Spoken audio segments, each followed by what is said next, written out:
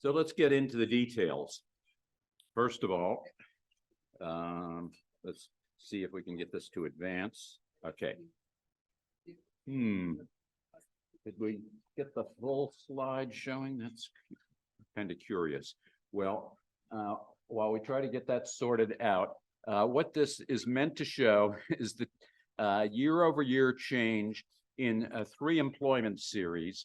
The green line is that headline figure that you heard about last Friday, total non-farm payroll employment.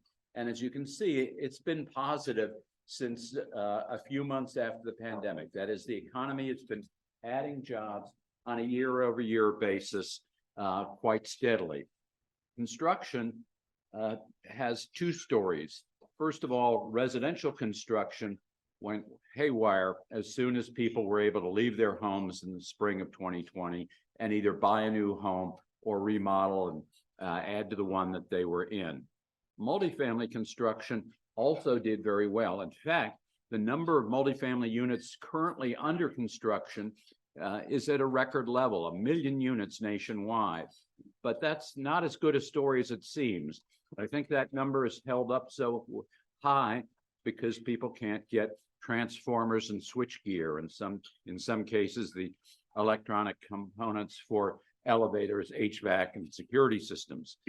Once those finish off, people who have been held on the job, they're going to be let go, and they're not going to find work right away on the residential side. But that may help out with non-residential construction. You can see that non-residential construction has actually been growing on a year-over-year basis faster than total non-farm or residential. In fact, in Utah, the growth has been from the get-go. You had only the slightest dip in employment at the beginning of the pandemic, and are one of the top 3 states in terms of jobs added from February 2020 up through September. And we'll be getting the October figures at the state level at the end of next week.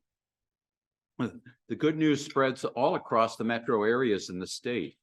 This shows that in the Salt Lake City metro area, you added 2,300 jobs in the last year and an incredible 11,000 jobs plus, well over 20% gain, about a 23% gain since September of 2019.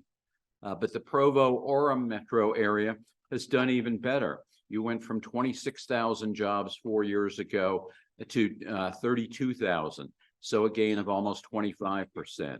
And then Ogden-Clearfield up 18% over 4 years, and St. George market up over 25%. So wherever you look, people are coming to Utah, and jobs in construction are coming with them.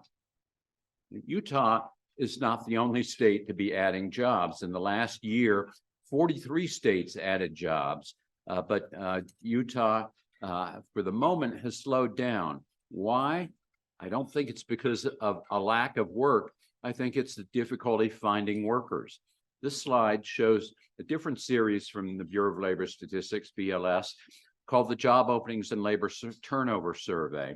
And it's a snapshot of what's happened in September each year in the history of this series, going back to 2001. Specifically, the blue line shows the number of job openings on the last business day of the month. The red line shows the number of people hired during the entire month. And as you would expect, in a 30-day month, you normally have a lot more hires than you have openings on the last day of the month. And indeed, that's why the red line is so far above the blue line up until a few years ago. But in the last 2 years, the blue line has soared to record levels for September, and the number of hires has actually been dropping off.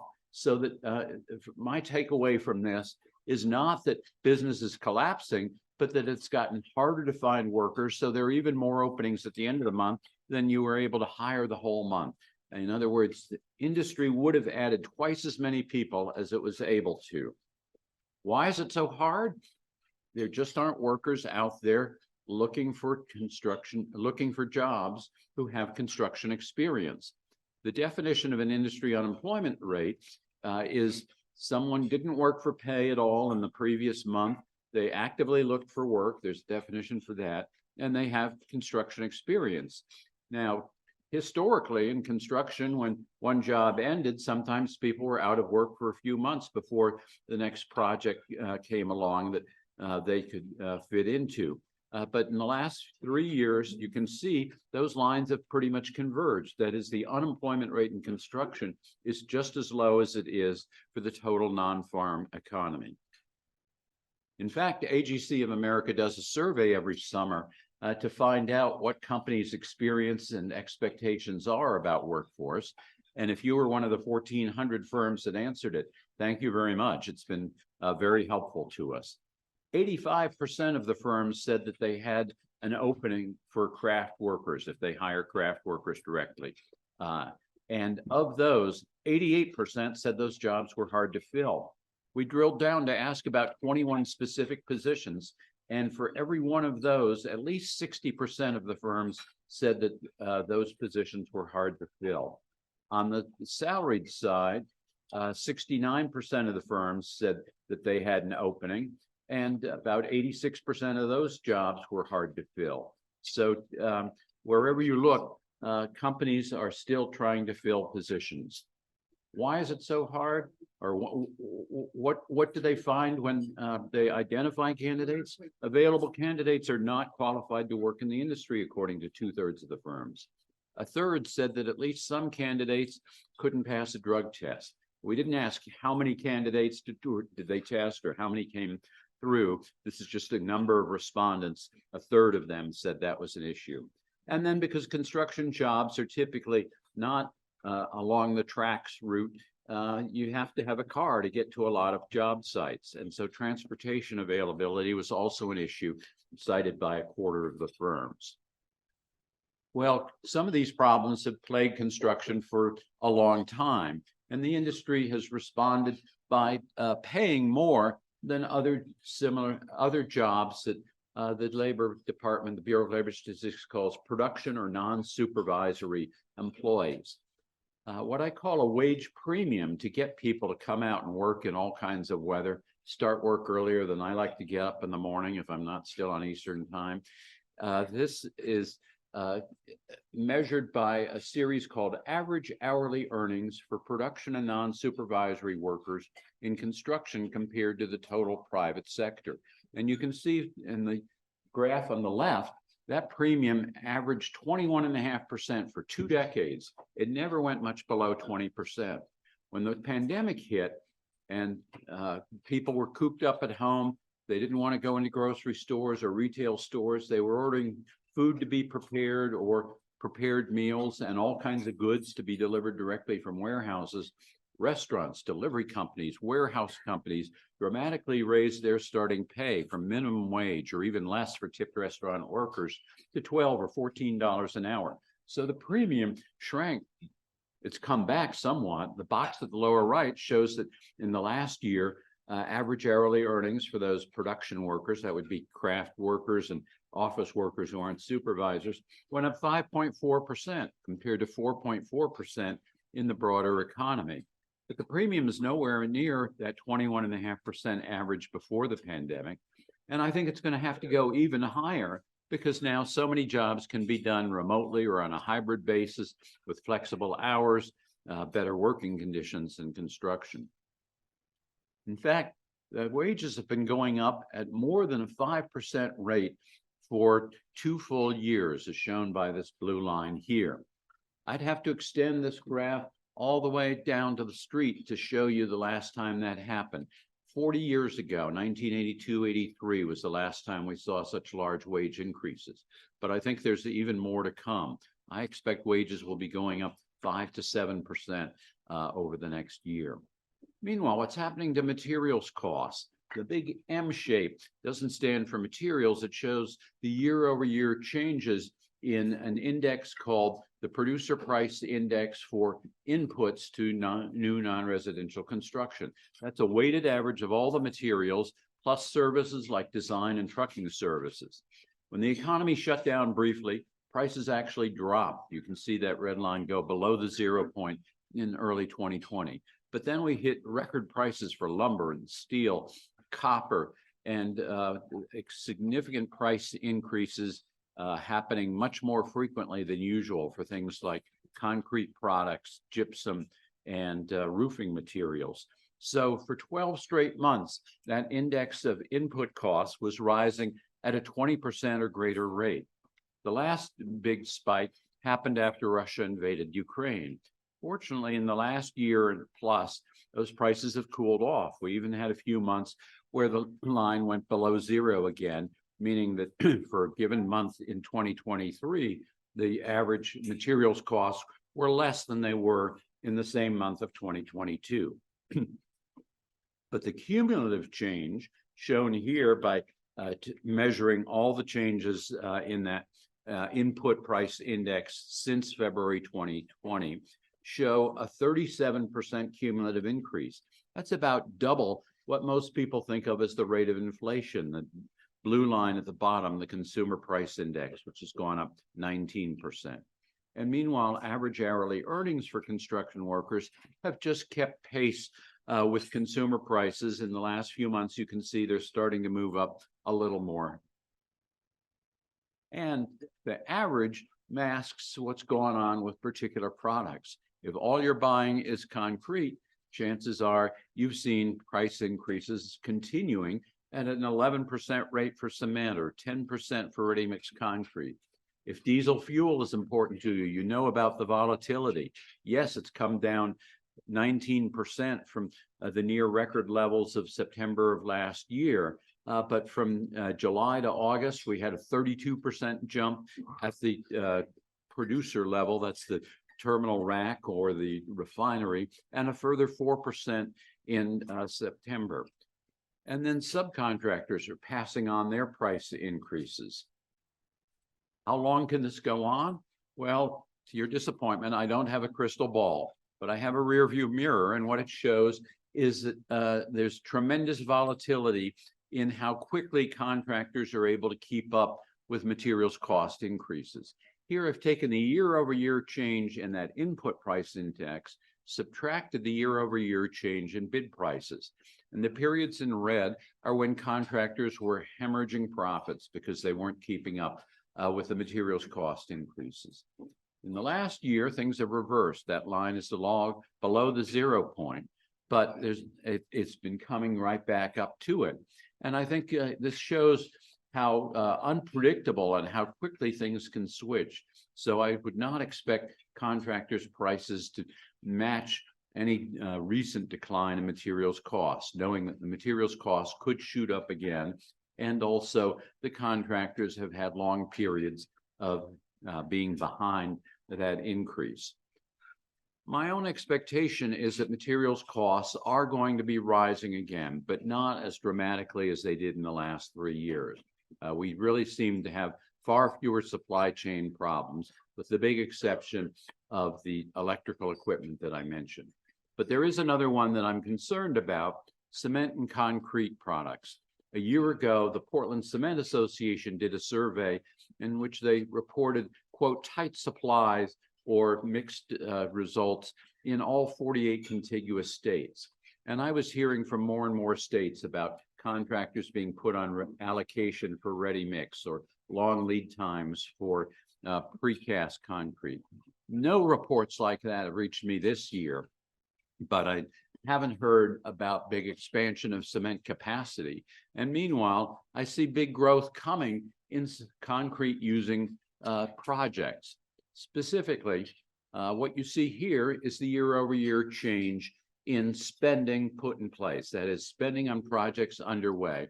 This is a series from the Census Bureau that comes out on the first business day of each month. So we got this a week ago today, and it shows total construction spending was up 9%. Unfortunately, we don't have a deflator that works for all types of construction. So we don't know how much of this is additional housing units or hospital rooms or lane miles of highways, how much is just price increase. But as you can see, all of these non-residential categories look good. Now, the Census Bureau actually puts over 160 categories of non-residential on its website. And I'm not going to drag you through all of those, but here I've listed them in descending order of September 2023 size, and within each category, some of the subcategories also in descending order. And you can see pretty well that all the categories are black. Most of the subcategories are in the black, meaning an increase from a year earlier. For the residential, close to even now. Private residential down just 2%. Single family down 6%. That's a lot better than we had seen. In fact, for 5 straight months, spending on single family has come up. Even though mortgage rates are now at a 23-year high, I think that we will gradually see increase in single family construction. There are many more people who can afford to pay cash or at least put in a very significant down payment. Builders are providing incentives such as buying down the interest rate or providing some amenity. So I think there'll be gradual improvement in single family. But multifamily up 22%. As soon as those projects finish up, we'll see a big drop. There's already been a 30% drop in starts and in permits. So not nearly as much spending coming on multifamily. On the non-residential side, you can see both private and public growing very strongly, led by manufacturing. In particular, the category the census calls computer, electronic, and electric plants. And here you've had 2 big announcements in the region just in the last month at Lehigh and in Boise. And so I think this category for fabs and other electronics plants will remain hot for quite some time. Even though there's limited capacity to build those out, nevertheless, the demand is there.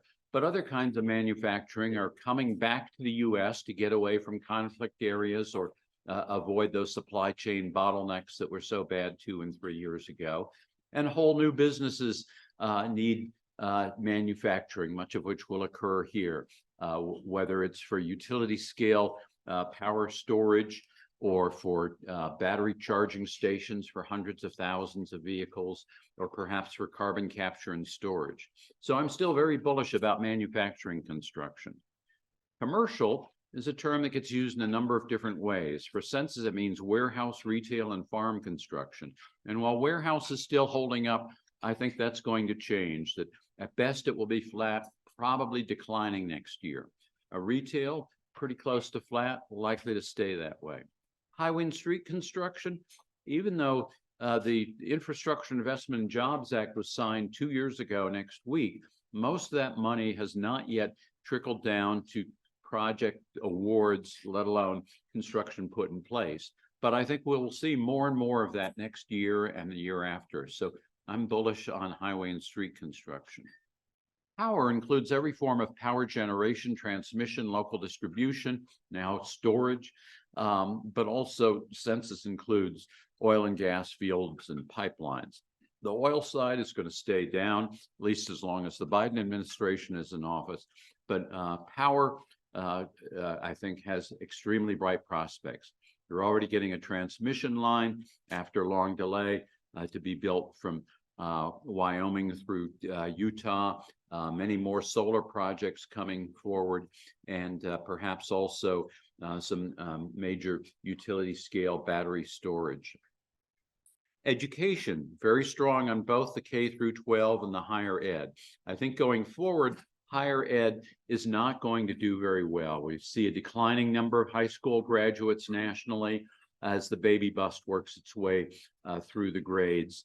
And adults who formerly went back to get a new degree or certificate at a community college or university, they're able to find a job without that step. And then foreign students, typically full pay, have not been coming back in the same numbers as before the pandemic.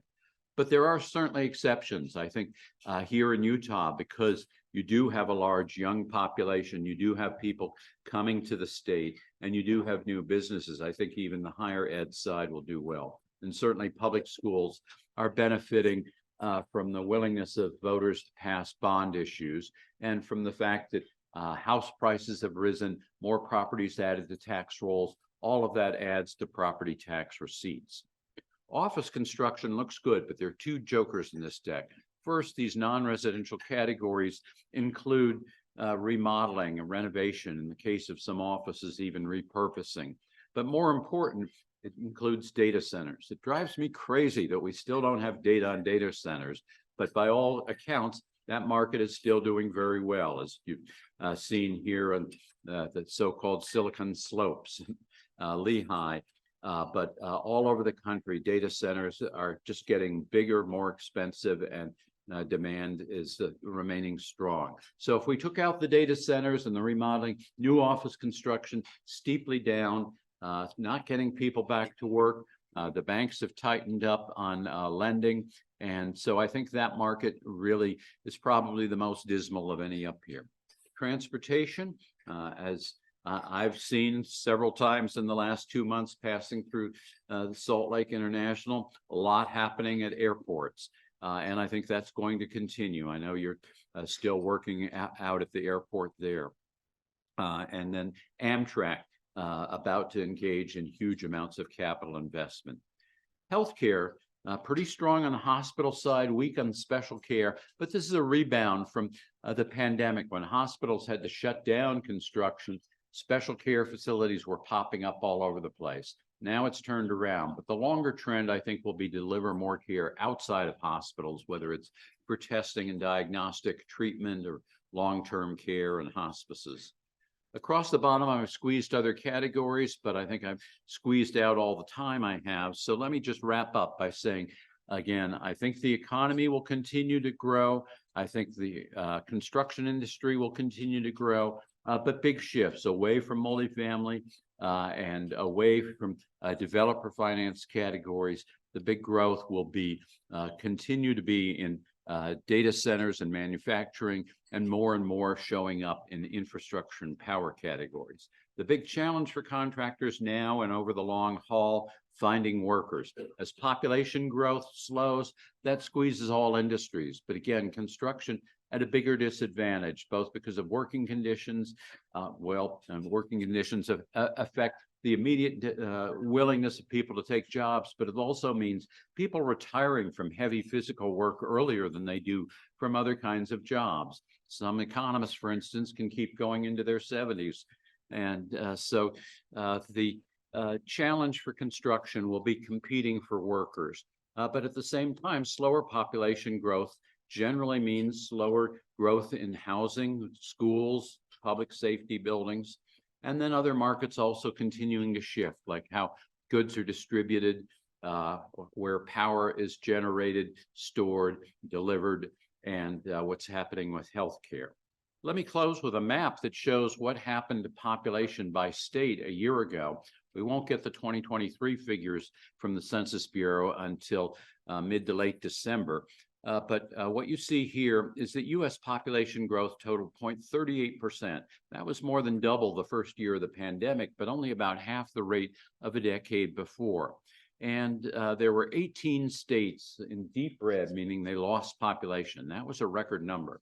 Instead, growth was concentrated here in the Intermountain West as people moved off the high cost, high density, hard to do business states of the far West. And Utah was among the top 10 states, as it has been for a while.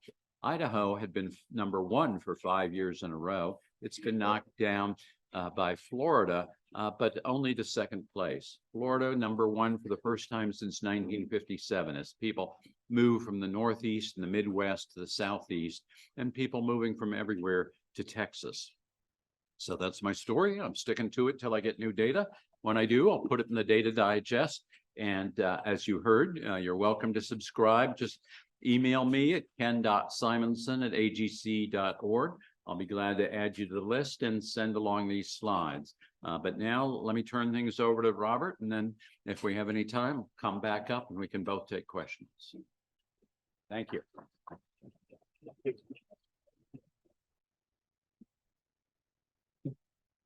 So Ken talked about the airport project. Just for a fun fact, if your company was involved in any part of the airport construction, raise your hand. So you can see that that project has touched a lot of us. And I'm really happy that we gave Ken a very warm Utah welcome. He arrived yesterday in Terminal B, gate 28. So we all know that means he got to ride a bus.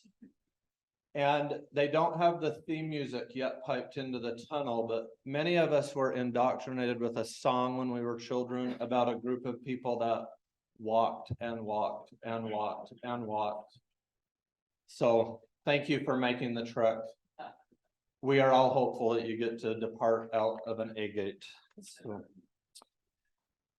Just, I noticed a number of people taking pictures of the slides, and everyone that registered will receive a thank you email with attachments of the presentation so that you'll have all of the slides.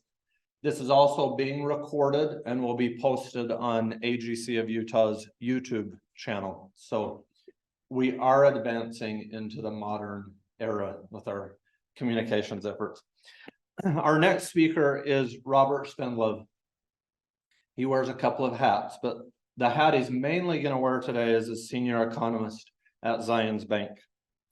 In this capacity, he monitors and reports on economic indicators and public policy developments for the bank. Founded in 1873, Zions Bank is Utah's oldest financial institution. It is a division of Zions Bank Corporation, which is one of the nation's premier financial services companies, and operates under 7 separately managed and distinct brands throughout much of the Western U.S. Robert's research interests are primarily in the areas of macroeconomics, demographics, financial markets, and public policy. He frequently advises and briefs policymakers as well as business and civic groups throughout the U.S.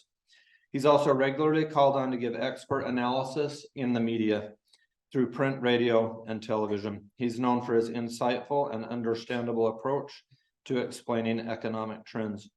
And not only does he inform policymakers, but he is a policymaker and serves in the Utah legislature representing House District 42.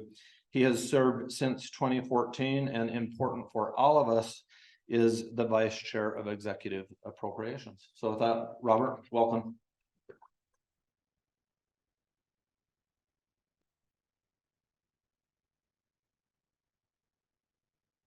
Well, it's great to be with you. I was just thinking back, one of my very first presentations as an economist was to this group 20 years ago, back when Rich Thorne was the CEO, and I'm glad you brought me back. So I'll be expecting another invitation in about 20 years.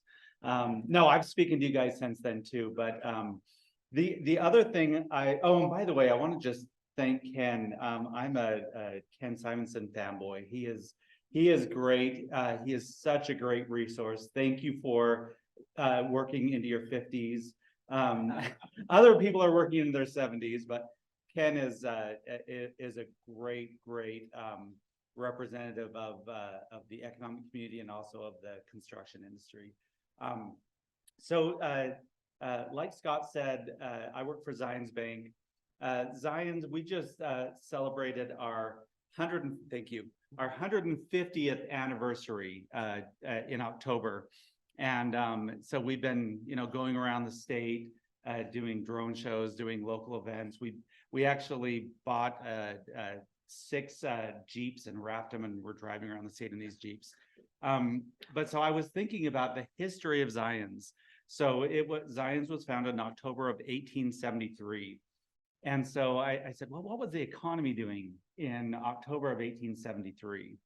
October of 1873 was defined by, at the time, they called it the Great Depression. It was only when we had the Great Depression of the 1920s that took over that name. Now we call it the financial crisis of 1873. And that started a month before Zions Bank was founded. And that financial crisis was defined by essentially 3 things. The crash of speculative investments, very high inflation, and real estate problems. Does that remind you of anything? That's literally what's happening to us right now. And so we are in, we're in a similar situation, but the good thing is, we've been in these situations before. This is it's not easy, and it's hard to know exactly where we are and where we're going, but we've been through these kind of things before in our history, and we've come out of it stronger. Let me just see. Uh-oh, it's not advancing. Oh, there we go. So what I want to do is I want to kind of focus on the Gardner Institute at the University of Utah just put out this great research report talking about the new Utah. And I want to kind of build on that. What's happening in our state? How is our state changing? What are we seeing that are positive signs? And what are some of the struggles that we're seeing in our state right now? And I'm going to go through each one of these really quickly. And Ken mentioned the change in population around the country. You really see that movement of people out of the coastal areas, out of the East Coast into really the Intermountain West in Texas and in Florida. But it's the nature of our growth that is changing dramatically. So 20 years ago, when I started my career, most of the population growth in the state of Utah was what we call natural increase. It was our own children and grandchildren. That was about 2/3 of our growth. And, you know, we continually had people moving into the state, but we were defined by natural increase. You look at now, the blue area of this graph is showing net migration. Net migration is now 2/3 of our population growth, and it's expected to be the major driver of our population moving forward. And so we are being defined as a net immigrant state. Now, we're still not as extreme as Idaho. In Idaho last year, 90% of their population was in migration. So we're not quite that extreme, but it is a big difference between how we were historically. Where is that population moving? So we call this a donut effect. You see relatively slower growth along the Wasatch Front, Weber County, Davis County, Salt Lake County, but much larger population growth on those areas to the periphery, those areas that have easy access to urban amenities, but kind of the quality of life benefits of a more suburban or rural setting. So you see high growth in Wasatch County, Utah County. Utah County is really remarkable because Utah County has a large population and it continues to grow. And within the next 20 years, Utah County will surpass Salt Lake County as the largest population in the state. But then also spreading out into Morgan County, Box Elder County, and Tooele County. And then if you jump down to the southwestern portion of the state, you see a similar dynamic. Washington County has always been the high growth county in the state, but that's changing as Washington County is becoming more expensive, less affordable.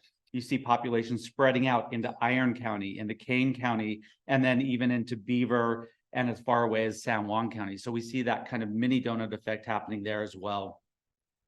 Another one of the defining characteristics of our state is we're becoming much more diverse. So again, just a few decades ago in 1990, we were under 10% of our population was minority. Today, it's 1/4 of our population that is a racial and ethnic minority. If you look at that population moving forward, you see that we expect that to continue, where that 1/4 of our population that's minority turns into about 1/3 of our population that is racial or ethnic minority. Still unique compared to the nation, still relatively lower, but you see that change. And by the way, it's not a recent dynamic. That started in 1960. So that trend has been happening for the past 50 years, and we expect that trend to continue into the future. The other big demographic change that we're seeing in the state is our fertility rate.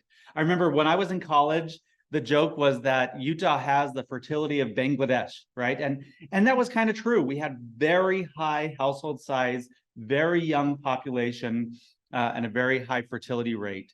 The red is Utah, the gray is the US. But that has been changing dramatically as well. Since 1960, that fertility rate has gone from 4.3 children per woman down to recently about 2.5. And look at that in 2018. So that dotted line across the middle is what we call the replacement level. So in order to have enough kids to replace the existing population, you need a fertility rate of 2.1. So 2.1 kids per woman. We drop below that. So we are now, Utah no longer is at replacement level with our fertility rate. So if we just want to keep up with our population, we need to be bringing in more immigrants into our state from either outside of the state or from other countries as well.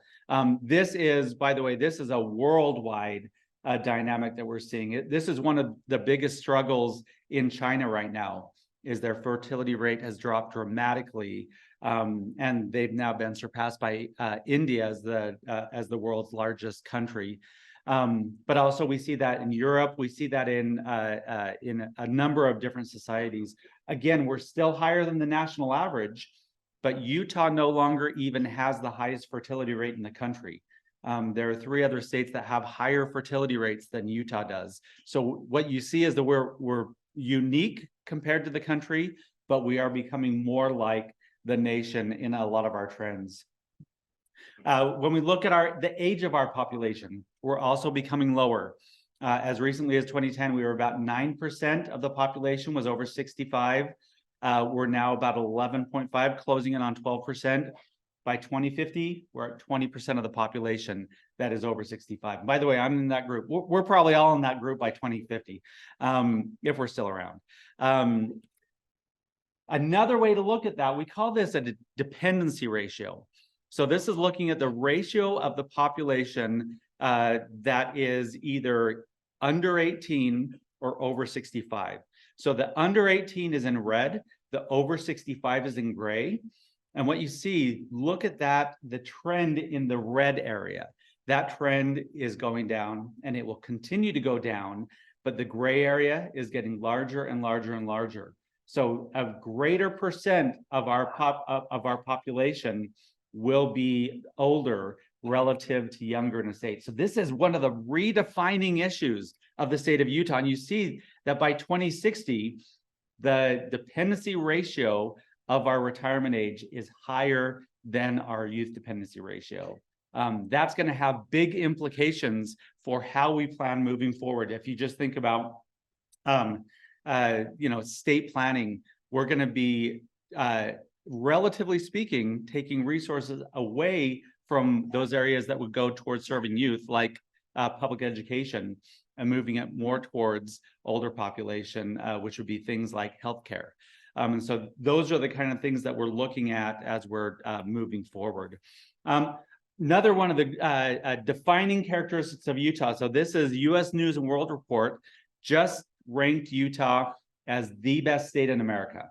And this isn't, I used to work, I worked for the governor's office for 15 years. So I worked for 4 governors, and they always loved to go out and say, we're the best in the country. And I was like, Governor, you can only say that if you have the data to back it up. And so Governor Herbert was the worst. It's all he ever said. But I love him. He's a great guy. But we do have the data. This is U.S. News and World Report just came out with this. They said we are #1, the best state overall.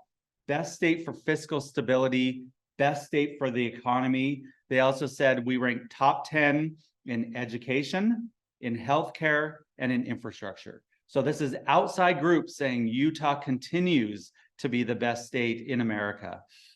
You see that with our employment change as well. So this is looking at employment change over the entire period of the pandemic. So looking at February of 2020 to our latest data. One of the remarkable things is, and Ken mentioned this one too, but you see that a number of states have not recovered the jobs they lost during the pandemic. Vermont down 3%, Washington, D.C. down 3%, Hawaii down 5%, even New York down 1%. Then look at Utah, second highest growth in that period at 9.9%. Just behind Idaho at 10.6%. So you see that incredible strength in our economy, in our labor force, and in our recovery from the pandemic. Also, like Ken mentioned, big strength in Texas and also in Florida. When we look at the number of jobs that were lost and created during our different recessionary periods, by the way, recessions are the shaded areas.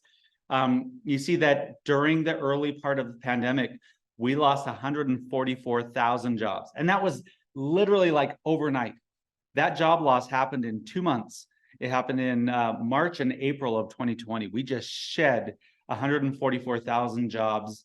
But since then, since we hit the bottom, we've gained back 300,000 jobs. So, and if you kind of think about the trend, so we kind of have a trend going from 2010 to 2020, we're back on that trend again. So we have returned back to our previous growth that we were seeing before the pandemic.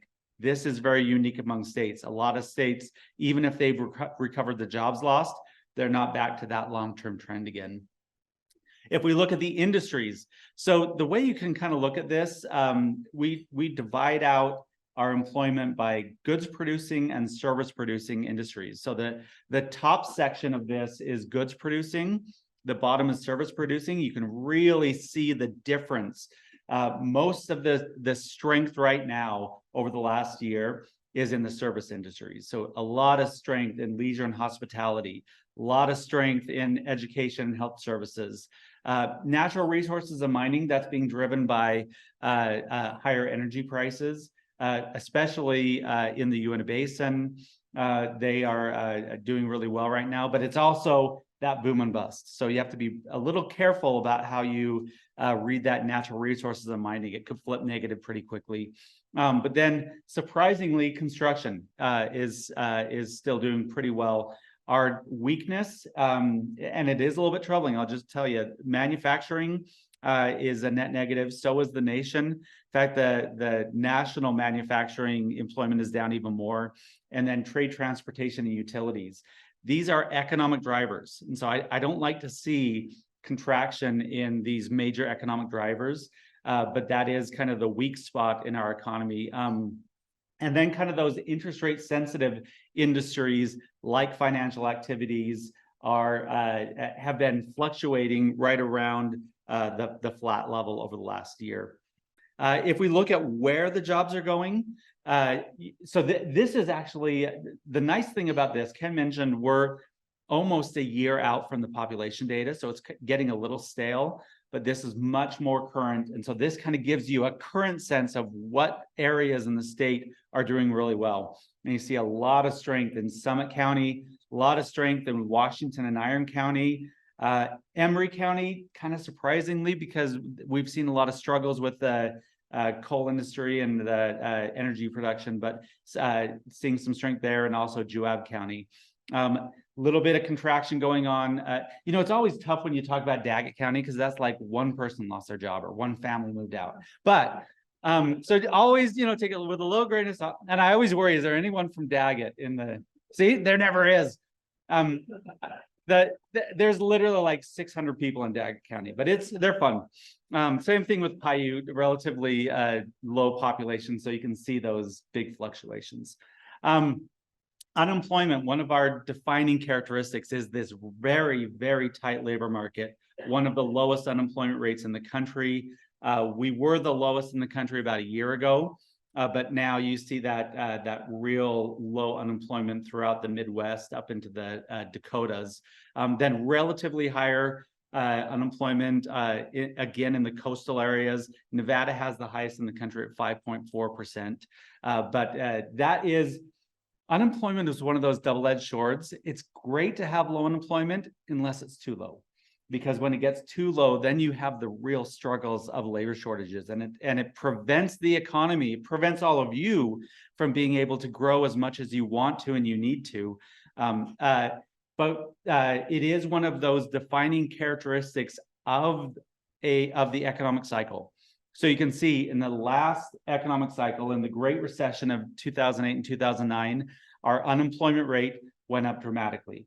So if we were to see that unemployment rate starting to move up dramatically, and by the way, look at 2020, that one is just crazy. We go from under 2% to 10% literally overnight, but then came down really quickly too.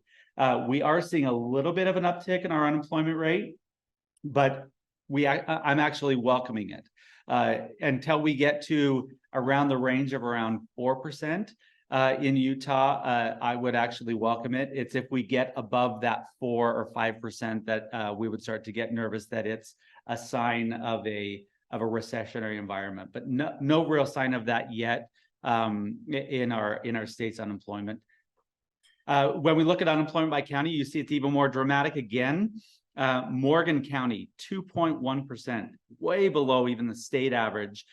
Salt Lake County. So again, generally those more urbanized areas tend to have higher unemployment. Salt Lake's is only 2.7%. Utah, 2.5. Davis, 2.5. And then you also can kind of see the urban-rural divide in our counties where we have relatively higher unemployment in our more rural areas. The highest is Garfield County at 5.6. And then I mentioned the lowest is Morgan County at 2.1. This is one of the shining examples of Utah. So labor force participation is the percent of the population that is working or looking for a job relative to the working age population. And at the national level, we still haven't gotten back to the labor force participation where we were pre-pandemic. But then look at Utah. Our labor participation is higher than the nation. And just in the last 6 months, we've seen a surge in our labor participation. So we are very effectively bringing people off the sidelines back into the labor force. And that drives our overall economic health, our productivity, and is one of the reasons that Utah is doing so well right now. One of our struggles, though, and you know, we were just talking about this, is affordability in Utah. So one of the selling points of Utah to other areas always was we're young, we're well educated, and we're cheap. So we're getting less young, we're still very well educated, but I'll just tell you, we're not cheap anymore. The average home price in Utah is now over $500,000. It makes us one of the highest home prices in the nation. We're number 7 highest states for home prices in the nation now. As recently as 2015, you can see that we are at the national average. We're now significantly above it. When you turn that into, so this is looking at the ratio of household income to home prices. So that ratio should be around 3. So the price of your home should be about 3 times your household income. And we were there back in the 80s and 90s. If you remember the housing bubble, the big housing bubble of 06, 07, it got all the way up to 3.7%. And then it dropped back down to 3.4. We'll look on the far right. We're now over 6 times that ratio. That is unaffordable. It is unsustainable in an economy. And there's only a couple solutions to fix this problem. Either you have to have a major increase in income to bring up that or bring down that ratio, or you need to have a major decrease in home prices. And in a overinflated market, those are the traditional ways to fix that problem. Or you have to start thinking outside the box. You need to start thinking about, okay, how do we encourage more density? How do we encourage more multi-generational families? Or how do we start thinking outside the box on the basics of home construction?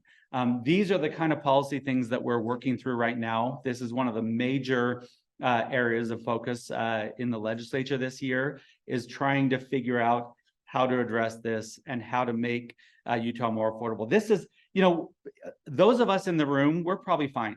We're locked in at our 3% mortgage rates. We're never moving.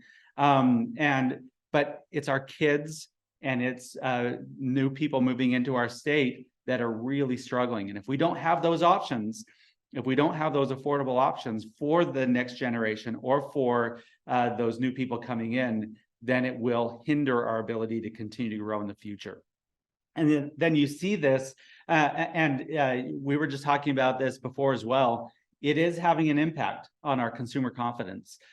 We're still higher than the nation. So people feel better about the Utah economy than the national economy. But just in the last month, we saw kind of a downtick in this. in this measure as people are feeling kind of that weight of the economic uncertainty, both nationally and in our state. So just kind of putting it all together. Let me see if I can get it to.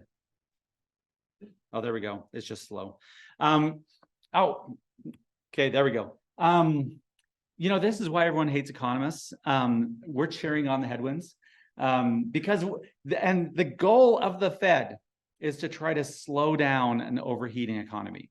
And so we want to see some of this slowing going on. We don't want to see us go into another Great Recession or that hard landing, but we want to try to slow down this overheating. We want to try to slow down this inflation. So here's a few things that could do that. You know, we continue to see labor strikes. The UAW settled their strike, but the Hollywood actors are still on strike. We hear rumblings of strikes around the country.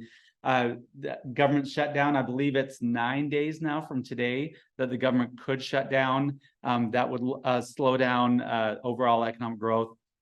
Restarting of the student loan payments by itself doesn't have a big impact, but it does kind of indicate how restarting a lot of these programs that were held back during the pandemic takes away that discretionary income from people. International uncertainty, this is the big one. Whether it's Israel and Gaza, or Russia and Ukraine, or China and Taiwan, there is a lot of uncertainty around the world, and that could create another shock that changes everything, especially in the area of energy prices. Energy prices have come down a little bit over the last few weeks, but there's still that potential of that impact again. Our tailwinds, though, consumers just don't care. They don't care. They just keep spending like crazy. And I'll tell you, we're all scratching our heads. We're like, okay, this is going to be the month that the consumer finally starts pulling back, and then they don't. And so that consumer spending will continue to drive economic growth. That unexpected labor market strength. Now, we did see that softening a little bit with our latest data, and we were all kind of cheering it on. But that is an area that has been unexpectedly high. Government stimulus, we've received, the government has created out of thin air about $7 trillion over the last 3 years. And that's spurring this unexpected growth that we're seeing throughout the economy. But then the bottom line is, yes, Utah is exposed to national risks. We are becoming more like the nation. We're more connected with the national economy, but we also have really strong fundamentals. Our Utah, kind of the Utah way still dominates, and the unique and very strong demographic characteristics of our state, the economic characteristics, I think position us really well in a period of uncertainty to continue to lead the country. So thanks so much for having me.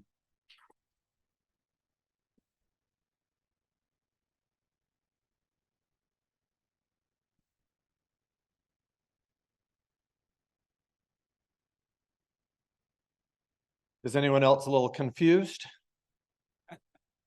A lot of gray, but we will do our best to find our way through it. We have a few minutes for some questions and would like to open it to the floor. Taylor has a microphone and can bring that around. So questions right up here in the front. The question is, how does consumer debt play in to the last slide? And maybe if you know how to run this, we could go back to that and put that up. Yeah, and that is, it's really interesting. We are seeing, so the way I measure it is delinquency on consumer loans. It is up dramatically over the last year. We've seen a big increase in that delinquency rate. However, it's back up. It's up dramatically to where it was pre-pandemic. It's nowhere near where it was in 06 and 07. So yes, it is kind of an indication. One of the big debates right now is how much money is left. How much money are people still sitting on, and when do they run out of that money? That consumer debt is showing that the low income and middle income have run out of money. And so they're moving over. They continue to spend, But rather than financing it with money in their bank accounts, they're financing it with debt, and that debt level is going up. So overall, we still have a lot of money flowing around in the economy, but we're going to start feeling that pain at the lower income. All right, next question. Rod. Wait just 1 second for the mic, if you don't mind. The slide that you put up here at the end, just going back to, the Fed's raising the interest rates and $7 trillion of stimulus, don't they contradict each other? You're trying to slow it down on one side and then putting more stimulus out there. You should do this, Ken. I have an answer, but he's better. I guess I'm the Washington Economist, so I'm supposed to answer for what's happening with the government and the Fed. No, actually, I think the Fed raising the short-term interest rate target is healthy for checking the growth of economic activity that is overstimulated by this huge government spending. And it's not just federal government. State and local governments have been raking in the taxes. They got a huge amount of federal funds to provide pandemic relief. And so their spending is also up a great deal, and their employment is up. So those things have certainly kept the economy going, but they also tend to contribute to inflation. And the Fed is gradually shifting from wanting to make sure the economy is really growing on a steady basis to trying to tamp down inflation. And they have been, I think, quite successful, quite prudent in raising rates as much as they have, but also pausing at various times this year. Now, economists and market analysts differ. Most of them seem to think that the Fed is done or close to being done with raising rates and that they'll start bringing down that target in 2024, but I don't think so. I think getting inflation down that last point or point and a half is going to be harder than it was to go from 9% consumer inflation to 3-something. And so I think that the short-term rate target is going to be sticky. And meanwhile, these huge deficits and other factors are going to keep the longer-term rates higher, and that will be a damper on housing and on some types of business investments. So while I still think the economy will be growing, and I think construction will be growing overall, there are certainly some pinch points.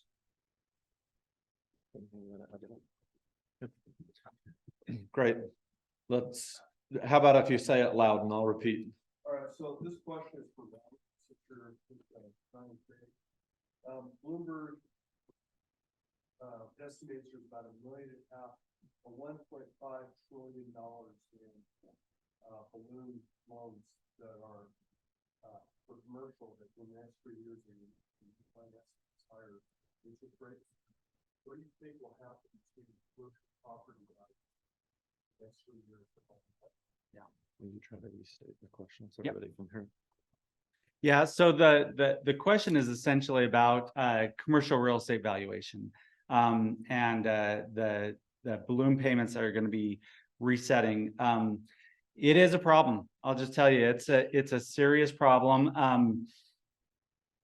One of the interesting things, this is one of my big debates generally. So what we know is that office vacancy is way up compared to where it was pre-pandemic. But the question, and this is with a lot of these economic trends that we're seeing right now. So we call this what we're experiencing right now is a black swan event. And it's defined as unpredictable on the front end and unknowable you don't know the impacts as it's happening. And so that defines a lot of what's happening right now. And there's this ongoing debate right now of, will we return back to how we were pre-pandemic, or do we have to adjust to a new normal? And this is one of the biggest areas that we just don't know right now. So if we return back to the way we were pre-pandemic, everyone would come back into the office. Everyone would, go back to working 40 hours a week at their desk. But is that going to happen? I can tell you there's a big push for that to happen among a lot of employers, but a lot of employees are refusing to come back. And so that has big impacts on downtown office space. In Salt Lake, San Francisco, Washington, D.C. is the biggest, New York. And so, but it's going to take years for this process to play out. If we are in a new normal, then that does expose the financial services industry to a lot of risk in that commercial real estate, because and it's primarily regional banks. So Zions is a regional bank. There's the big national banks, then there's regional banks, and then there's community banks. Most of this debt is owned by or financed by regional banks. And so it is one of these ongoing concerns. It's not a quick dynamic. It'll play out over years. Possibly, I've heard it anywhere from 2 to 5 years. So in that sense, it's good that we can kind of anticipate and plan for it. But it is a serious issue. And then the big question of, will people come back, or are we going to have to adjust to this new normal? And we just don't know exactly what's going to happen, but it is creating a lot of uncertainty in the banking sector, and also in the broader sector of investing. WeWork, if you ever heard of WeWork, just went bankrupt yesterday. WeWork was, a shared workspace company, and no one wants to go in and share workspace anymore. And so WeWork just went bankrupt. So we are seeing some of those impacts right now. Excellent. How about maybe one more question? Anybody have one? Okay. How do we manage our way back to affordable residential housing in Utah? What does that look like? I think you should both answer, because Okay. this is our biggest headwind. It's a huge challenge everywhere in the country, and I haven't read about any place that has solved it. There are certainly a lot of things being tried in different places, allowing so-called auxiliary dwelling units, or tiny houses on single-family properties, doing away with single-family zoning altogether, certainly reducing parking requirements and other things that drive up the cost of whether single or multifamily housing unnecessarily. Permitting reform would be very helpful. The National Association of Home Builders regularly reports on how much regulatory costs, mostly at the local and sometimes the state level, add to the cost of building new housing. So there are a lot of steps. It does vary by locality and by state. And so I'll let Robert answer the specifics for Utah, but unfortunately, this is a problem I think is going to be with us for a long time. Well, and I'll kind of come at it from a public policy perspective. This is something that we're struggling with. It comes down to kind of balance of power. The state can fix this, but the way we fix it is we, just hammer at local government. We force them. I mean, we could get rid of zoning altogether. We could, get rid of building inspections altogether. That would solve the problem. But it would also, I can tell you that the constituents would kick us all out of office, right? Although I'll tell you, Texas doesn't have zoning the way Utah does. And so their housing is a lot cheaper. I was talking to a mayor about this just this week, and, talking about ADUs and talking about the big one that I'm really intrigued by is we call them factory produced homes. So rather than building a house on a single spot, it takes 50 man hours to build a house. You can build a factory produced home with 5 man hours. So it's much more efficient, much cheaper to build. But inspections, the cities are really nervous about it, and they're subjecting them to huge levels of inspection. So we've got to have a paradigm shift of saying it's okay to have a pre-produced home on a lot. You don't have to, if it's approved and cleared and inspected at the factory, that should count. But the cities are really nervous about it, and so we're working with them We're working with trying to increase density, but I'll tell you, I can tell you in my example in Sandy City, I had a mayor that was very pro-density and trying to encourage a cheaper building, and he got kicked out because of it. And so once you get down, because you can just blame the mayors, you can blame the city councils, but they are responding to their constituents. And if they go too far out, they're going to be kicked out. And so it really takes going down to the entire population, helping people understand the kind of situation that we're in and that we have to have this paradigm shift to really be able to address the problem.